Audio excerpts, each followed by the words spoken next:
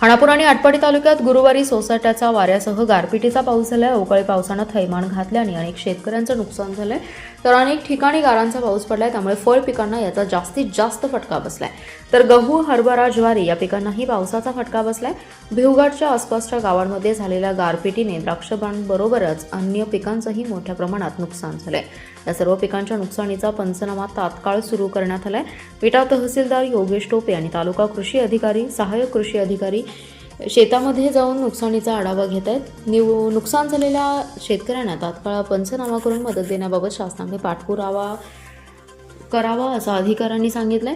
सरकारने निकष बदलून द्राक्ष बागायतदार शेतकऱ्यांना मदत करावी अशी मागणी द्राक्ष शेतकऱ्यांनी व्यक्त केली आहे। आटपाडी तालुक्यात कृषी विभाग आणि कृषी सहाय्यकांच्या माध्यमातून प्रत्यक्ष नुकसानग्रस्त पिकांची पाहणी करण्याचं सांगितलं होतं, त्याप्रमाणे कृषी सहाय्यक शेतकऱ्यांच्या बांधावर पोहोचले आणि प्रत्यक्ष नुकसानग्रस्त पिकांची पाहणी केली आहे। अचानक आलेल्या अवकाळी पावसाने आणि सोसाट्याच्या वाऱ्याने मोठ्या प्रमाणात दाणादाण अडवून दिली।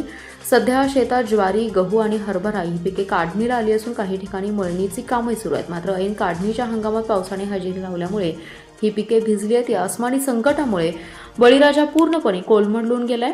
ढगांच्या गडगडाटासह झालेल्या या पावसाने संपूर्ण परिसराला झोडपून काढले।